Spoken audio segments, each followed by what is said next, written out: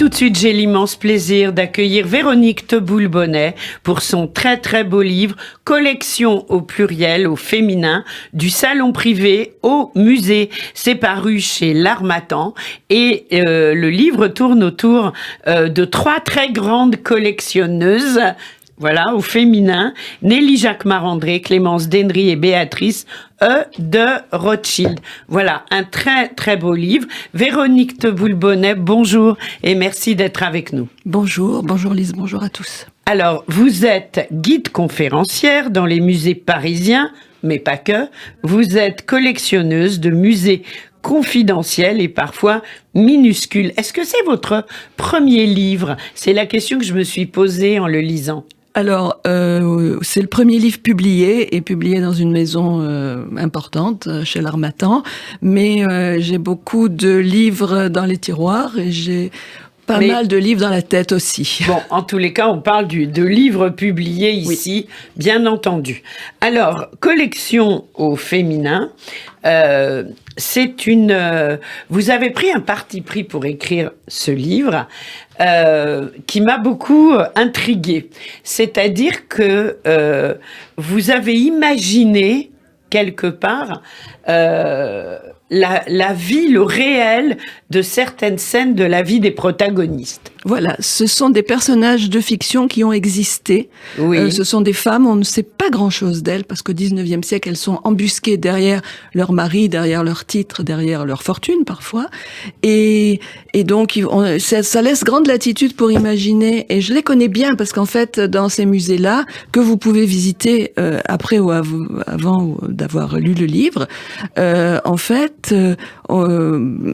ce sont des femmes qu'on connaît à travers leur musée, mais ça nous laisse la possibilité d'imaginer beaucoup de choses. Oui, et ces choses, vous les avez imaginées. Et c'est ce qui rend votre livre, on va dire, un peu pétillant. Ce qui est fort agréable. Merci. Et non, c'est vrai. Et c'est ce qui nous accroche également. Ce n'est pas un livre descriptif. C'est un livre qui vibre, certainement comme vous, lorsque vous faites vibrer votre public quand vous guidez une exposition. Alors j'ai voulu donner la parole aussi à mes consoeurs. On est beaucoup de femmes dans ce métier, les femmes qui parlent aux femmes. Donner la parole à celles dont les paroles s'envolent. C'est-à-dire qu'on parle énormément, on raconte toute la journée, toute la semaine, tout le temps, et il reste pas grand-chose. Et personne ne parle de nous, les guides, les conférenciers. Or c'est un travail en amont qui est très important. On parlait tout à l'heure. On disait, Lise, tout à l'heure, qu'on peut pas s'improviser dans ce métier-là. Et je parlais de la grande proximité qu'on peut avoir avec certains personnages dans les musées. Quelqu'un comme Béatrice Ephrussi de Rothschild, je la connais vraiment, je pense mieux que certaines personnes de ma famille, parce que j'ai passé beaucoup de temps avec elle dans la villa du sud de la France, Ephrussi de Rothschild. J'adore parce que c'est vrai que quelque part, vous les incarnez. Ces collectionneuses. Est-ce que vous-même, vous collectionnez? Pas du tout. On sait pas. Je suis une grande jeteuse devant l'éternel. Je ne veux rien garder que des mots, finalement. Et ces mots, vous les mettez dans votre livre. Tout à fait, Lise. Voilà. Et ce qui m'a fascinée aussi, c'est qu'elles ont cherché à partager. Ça, c'est très juif aussi. On parle de Béatrice Ephrussi, mais en fait, la volonté, la décision de partager ce qu'on a accumulé avec les grandes institutions françaises, ça a été vraiment le propos des Rothschild et le propos des Ephrussi aussi. Alors, Véronique Teboul-Bonnet, qui était Nelly Jacquemart-André? Nelly Jacquemart-André, c'est presque votre voisine. Oui. Ici, à la radio. La voisine de la radio, pas la mienne. La voisine de palier de la radio. C'est celle qui a fondé avec son mari et le baron André le musée Jacquemart-André, mais à vrai dire, à la mort du baron, c'est vraiment elle qui a réussi à mettre son musée en scène, à se mettre en avant et à travailler très très dur pour léguer un musée extraordinaire. Oui, à voir absolument. Absolument. Et puis, Clémence d'Henry. Clémence d'Henry, personne ne la connaît. Non. À vrai dire, son musée est tellement confidentiel. Il se visite une demi-journée par semaine quand c'est autorisé. Et c'est une maison particulière. Voilà, c'est un salon qui s'est transformé en musée grâce à Clémence et grâce à Clémenceau. Et alors, il y a quelque chose qui peut intéresser nos auditeurs, c'est que si vous êtes des adeptes de la plage de Deauville, mais juste à côté de Deauville, il y a Villars-sur-Mer. Oui. Et la villa de Clémence, qui s'appelle la villa d'Henry, se trouve à Villers. Donc, en réalité, peut-être que vous passez devant la villa Villers sur le front de mer. Et c'est là qu'est le musée, en fait. Non, pas du tout. Non. Le musée est à Paris, à l'avenue Foch. D'accord. Donc, Okay. on peut aller le voir aussi. On prend rendez-vous, on peut aller le voir. Je vous emmènerai le voir. Ah, avec plaisir. Mais on peut pas encore donner le rendez-vous, on nous excuse.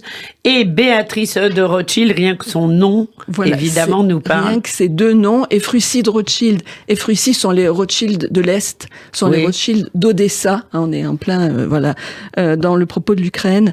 Et elle a épousé, donc c'est une fille Rothschild qui est l'héritière de collections tout à fait extraordinaires, c'est-à-dire l'héritière du savoir-faire de la collection. C'est la fille d'Alphonse, c'est la nièce d'Edmond Rothschild. Tous ces grands Rothschild ont légué aux institutions françaises, au Louvre, etc. ont légué des trésors auxquels leur nom est attaché. Or, elle aussi, elle savait s'entourer des plus belles choses et elle les a légués à l'Institut de France.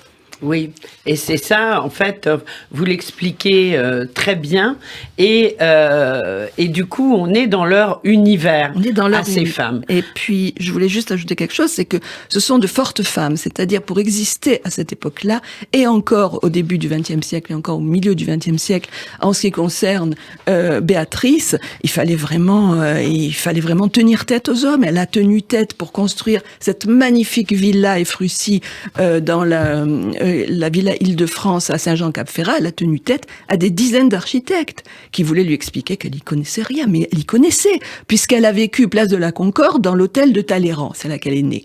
Donc, elle connaissait. remontrer. Oui. Elle a essayé de le faire, d'ailleurs. Elle l'a fait. Elle l'a fait, on peut dire, elle l'a fait. Alors, moi, ce que j'ai bien aimé, c'est que, par exemple, à la fin, donc, vous avez fait 3 grandes parties dans ce livre. Et le premier, c'est sur Nelly Jacquemart-André. Et à la fin, donc, de ce que vous racontez sur elle, il y a note de la guide. Et ça, j'aime bien, parce que c'est le métier qui revient en courant, n'est-ce pas? Et vous le faites un peu pour les 3 chapitres. Après, il y a liste rapide de quelques éléments de bric-à-bracomania. Enfin, c'est quand même plein d'humour aussi. Il y a de l'humour dans votre livre. Oui, et puis je voulais aussi rendre les choses un peu plus légères. À vrai dire, et puis expliquer comment on travaille dans notre métier. C'est-à-dire que vous visitez un musée, nous, on l'a visité avant vous, forcément. Et quand c'est la première fois, on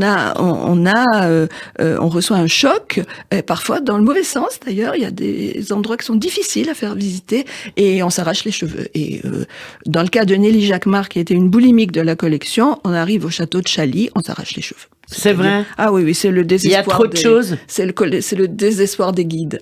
Mais c'est très amusant, finalement, de s'en sortir dans ce Alors, vous avez de l'humour. Vous aviez envie de nous lire un petit extrait. Quel extrait avez-vous choisi et pourquoi? Alors, pour parler de Béatrice de Rothschild, je voulais juste expliquer dans quel contexte elle a vécu et entourée par quoi, de façon à ce que plus tard vous compreniez pourquoi elle a créé ce salon extraordinaire qu'on peut visiter dans le sud de la France. Tout dans son environnement familial lui montrait le chemin des grandes collections. La plupart des Rothschild ont collectionné et légué des trésors inestimables à leur pays, à commencer par son grand-père James, puis son père, son oncle Edmond. Chacune de leurs collections était mue par la personnalité de leur propriétaire et lui a laissé en retour une identité. L'art ancien, les écoles du Nord pour Alphonse, les portefeuilles d'estampes et de dessins chers à Edmond. Alors bien sûr, grandir au milieu de boiseries destinées à Madame du Barry, face à l'immense portrait d'Hélène Fourment par Rubens, adossé à l'astronome de Vermeer sur la cheminée, ne saurait être indifférent. À l'hôtel Saint-Florentin, ex-hôtel de Talleyrand, excusez du peu, La formation artistique se fait au quotidien, elle se respire et se boit des yeux. La voie a été tracée, mais l'héritage, sans doute, lourd à porter. On sent que chaque mot compte et que vous avez vraiment rédigé avec une attention toute particulière. Vous avez mis combien de temps à faire ce livre, Collection au féminin, Véronique Teboul-Bonnet? Merci de poser la question. 6 ans dans ma tête. Oh non. 3 mois pour le rédiger, vraiment. En étant, bien entendu, comme toutes les filles du monde, dérangée toutes les 5 minutes. Et est-ce que vous avez comment dirais-je, est-ce que vous avez des musées, des collections à voir, à nous conseiller, en dehors de ces 3-là, qu'on a juste envie de courir découvrir quand on lit votre livre?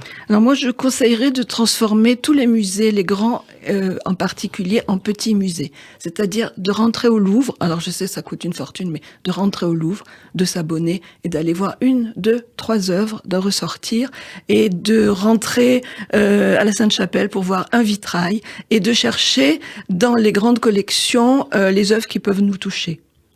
D'accord, donc il n'y a pas quelque chose de nouveau, c'est le conseil excellent que vous nous donnez. Donc, Collection au féminin du salon privé au musée, c'est paru chez l'Harmattan. Vous avez des coups de cœur récents ou pas? Des coups de cœur de lecture, des coups de cœur d'exposition. Oui, d'expo. Eh ben, c'est la question piège. D'accord, ben c'est ça. Je veux dire, vous visitez beaucoup de choses. Il faut que je réfléchisse pour donner des vraies réponses. Et alors, vous avez écrit le livre en 3 mois. Une dernière question. Quelle a été la chose la plus difficile, le chapitre le plus compliqué à écrire dans ce livre, Véronique? Celui qui n'est pas dans le livre. J'ai abandonné une collectionneuse en chemin parce que bah oui, mais elle m'en veut et de toutes les façons on s'entend pas du tout. Elle vivait à Boston. Elle vivait à Boston. C'était l'alter ego de Nelly Jacquemart, mais aux États-Unis.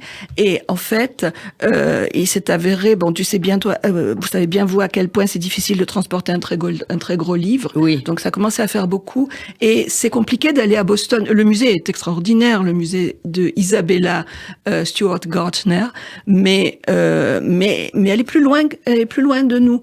Et j'ai eu envie de vous rapprocher un petit peu. Voilà, de nos collectionneuses françaises. Donc ce sont les voisines de palier. J'ai compris. Alors merci beaucoup pour tout cela. Merci. Véronique Teboul-Bonnet, Collection au féminin du salon privé au musée, paru chez l'Harmattan. Et quand vous le souhaitez sur Radio J. Merci, au revoir. Merci Lise.